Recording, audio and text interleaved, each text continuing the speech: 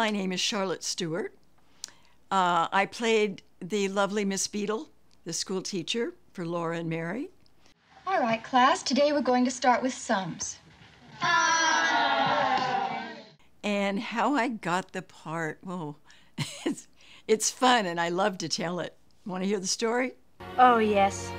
I had done a lot of television, mostly episodic television like Gunsmoke and Bonanza, FBI, Medical Center, blah. So I was used to going on interviews.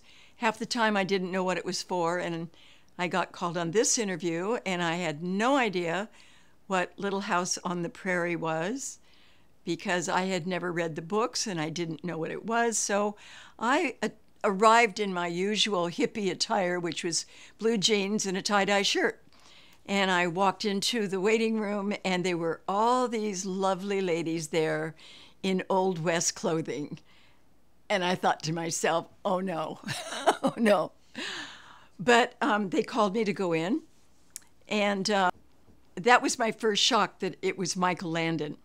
So going through my head, I was thinking, holy smoke, this is big. I didn't know it was this big. So the producer, Ed Friendly, he was sitting at the big producer's desk at the back, and he said, Charlotte, are you ready to read? And catching my breath again, I said, excuse me, can I sit behind your desk? And he looked around the room at all the executives who were there and said, sure. And he got up and moved into a folding chair, and I sat in his big chair behind his desk. And they're looking at each other like, who is this? And I went, quiet! And they did. I was shocked.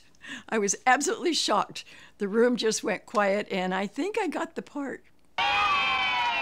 Silence!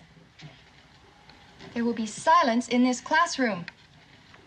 Miss Beadle did have to be a model of, composure, and that I think that was important to her. Even when things were hurting her, she had to stay in control, reprimand Nellie in the nicest way, otherwise Mrs. Olson would be coming after her, give Laura her attention, because Laura needed it. Laura was, just learning to read. I can't, but I know the alphabet. I thought you ought to know. Thank you, Laura. And don't you worry, you'll learn fast. And, if you look at some of the episodes where Laura is up at Miss Beadle's desk and she is looking at her, she's looking at me like I was an angel. And I think really that's why many of our fans love Miss Beadle, because Laura loved Miss Beadle. She's the best teacher in the whole world. I think I based my character first on my godmother and my sister. But I think what I understood was Michael Landon wrote a part that he respected teachers. And the way he wrote the scenes and the way the children showed respect to the teacher was ideal. It was just perfect.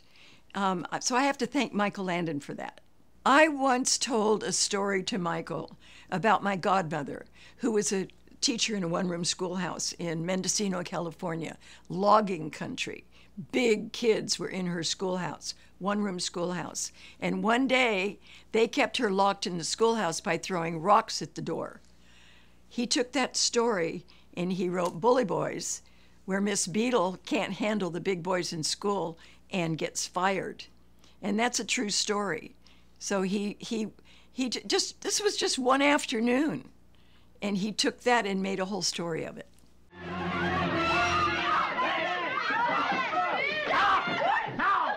Paul comes to tell Miss Beadle that she's been fired because she couldn't handle the big boys in school.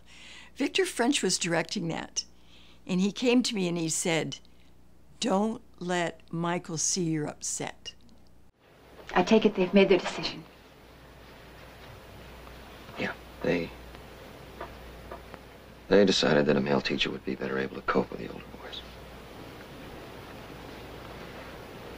I see.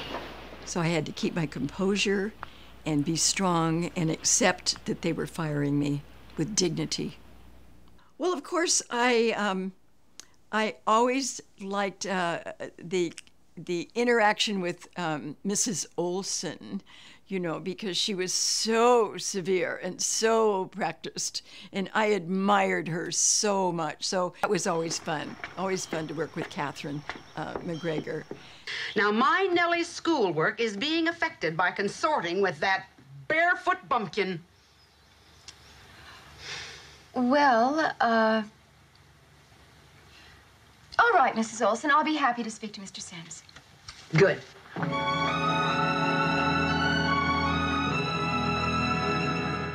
Well, there was an episode where Miss Beadle is, going in her buggy, and one of the school children has a snake, and I guess it jumps out, frightens the horse rears up, and of course that wasn't me.